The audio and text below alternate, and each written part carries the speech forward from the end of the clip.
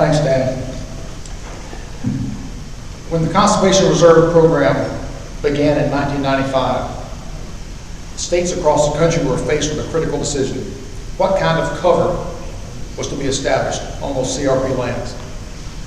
Looking back on it now, it's obvious that point in time was one of those moments when stars aligned and policy was being developed that would have major implications for the future of wildlife conservation in this country.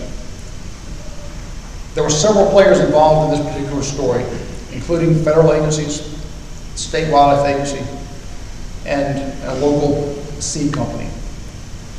This particular state determined at that point in time, that pivotal moment, that the most beneficial cover for CRP lands in their state would be mixes of native warm season grasses, the same grasses that dominated the native grasslands in their state. This decision was not met at the time with unanimous support. Many states wanted consistency across state lines. They were pushing the use of old world blue stems and other exotic grasses that were cheap and were easy to establish. Native grasses, on the other hand, are more expensive, and practical experience, even in that state, for establishing them was limited.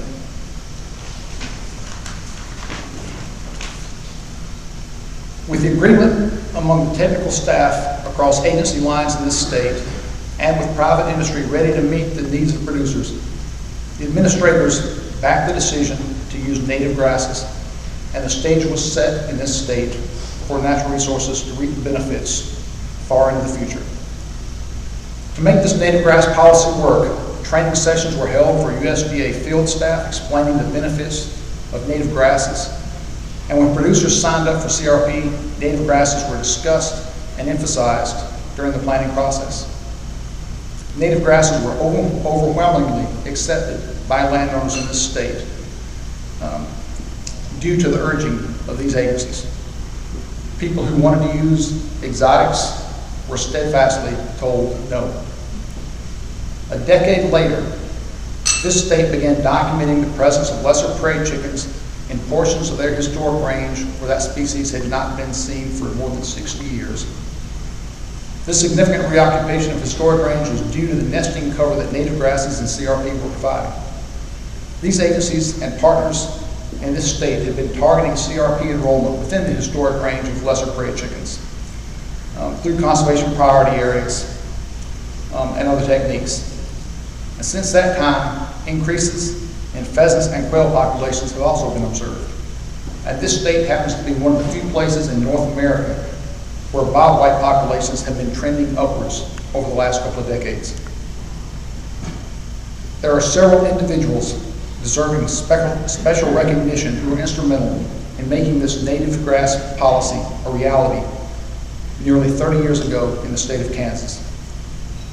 James Habiger, the former NRCS state conservationist, Jess Crockford, the former NRCS state range conservationist, Bob Higgins and Rich Hager, I hope I pronounced that right, former NRCS biologists, Al Schmatter, the former FSA conservation program manager, Bob Wood and Charles Lee, the former Kansas Department of Wildlife, Parks and Tourism agricultural liaisons, and the Sharp Brothers Seed Company. The Kansas staff of Natural Resources Conservation Service and Farm Service Agency deserve enormous credit for not succumbing to pressure to lower the bar for conservation and sticking to their decision to implement native grass plantings that they consider to be in the best long-term interest of the resource and the producers. Jess Crockford, the former state range conservationist of NRCS, commented that making the decision to require natives in CRP right from the start is one of the highlights of his career. The Kansas staff of NRCS and FSA are worthy of recognition from the National Bobwhite Technical Committee for their past and ongoing commitment to conservation practices benefiting all wildlife and other natural resources. The NBTC 2013 Group Achievement Award goes to the Kansas offices of the Natural Resources Conservation Service and Farm Service Agency. I'd like to ask Galen Hall, representing NRCS, to accept that award on behalf of the Kansas State Office.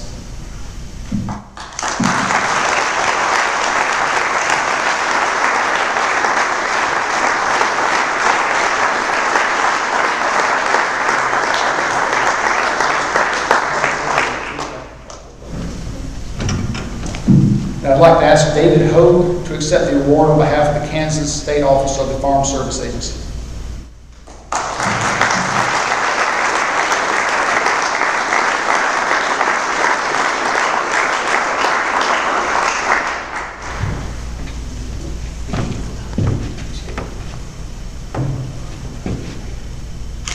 Been involved with the Southeast Quail Study Group since its inception in 1995. And he's continued to be involved and actively engaged in the Northern Bobwhite Technical Committee since then. In fact, this individual was one of the individuals who was really critical and instrumental in our transition from the Southeast Quail Study Group to the Northern Bobwhite Technical Committee. This individual has been active on the steering committee in several different roles for many years, and he's been an active member of the research subcommittee, including being the chair of that committee. Basically, he stepped up in whatever role we've asked him, and he's taken on many roles, difficult tasks through the years. You know, he's never said no to anything we've ever asked. In addition to his work with us while working for a state agency, this individual has dedicated his professional life to bobwhite research and recovery. He's been involved in numerous research projects, and his name is on an impressive list of quail publications. His quail research interests have ranged from population ecology to monitoring bobwhite populations and how to do that, to human dimensions work associated with bobwhite recovery. Also, this individual was instrumental to his state's quail recovery plan efforts, and he was one of the first to embrace the original NBCI plan. In fact, his state was the first state to base their state quail plan on the NBCI goals and to step down those goals to a county level. Because they formulated that way, they were the first in the country to be able to declare that NBCI management goals had been met for an entire county. This person has been so dedicated to bobwhite quail that after he retired from his state agency and had a distinguished career there, he came back and he joined the NBCI staff. In that role, he has continued to take on large projects and lead our group in many efforts. I'm not sure Quail 7 would have been possible without his constant attention and guidance and leadership. His leadership in the development of the State of the Bobwhite Annual Report he's created a special document, and the document seems to be getting better every year. In addition, he's played a vital role in the ad hoc monitoring committee that's been so active at this meeting. As a result of his efforts, he is playing a vital part in raising our group's stature, and he's helped make it possible, I think, for bobwhite recovery in each of our states. In addition to the body of work that he's created, one of the things I've always admired about him as a person is his ability to have a steady voice of reason in many discussions among quail professionals. No matter how bogged down we seem to get in many of the details and finer points of bobwhite biology or the details of a specific monitoring technique, he never seems to lose sight of the big picture of what we're trying to accomplish. And at always just the right time, he has the ability to move the group out of the weeds and to the correct decision. One of the other things that I truly admire about him is his ability to stay positive. He always seems to have a smile on his face. He always seems to have a spring in his step. When most of us get frustrated and bogged down with the everyday decisions that we all face every day, he doesn't. He doesn't come down with us. He seems to have the ability not only to stay above it, but to, at just the right time, tell a joke, make a pun, raise the level of intensity, and raise our whole effort and our whole attitude. Finally, presenting this award has a special meaning to me because many years ago, this person gave me my first job working on quail. So it is with great honor that I now ask Tom Daly to come forward and receive the Northern Bobwhite Technical Committee's annual award.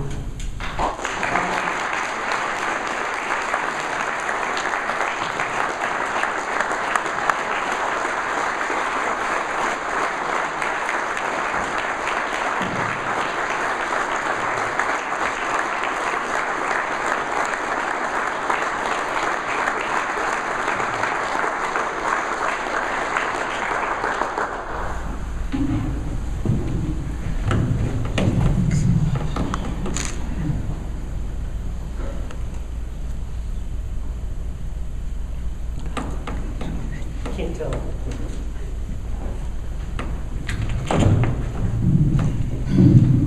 Of course, I'm not speechless. This means very much to me, from the bottom of my heart. Thank you. The reality is, of course, that so many people are involved in what we're trying to do. And one thing that happens to you when you transition in your career and start to think about the future and what role you might play, you realize that it's really about the people that you're working with and the dedication of folks interested in quail, especially the guys and gals in the bird dogs, and all the way up to researchers, administrators, quail coordinators, and the directors that support us and the NGLs. Now, all those things combine to make a community that I think is unique in conservation. As has been covered today, we're pretty hard pressed to show success, but I think we have the fortitude and the dedication to do it. Well, I recognize my wife, Sandy. I'm looking forward to giving her a call after we get through with the conference committee that John Morgan's convened, which will be about midnight tonight. But thank God for the patience and understanding that I've been able to have in working through many, many opportunities. Thank you very much.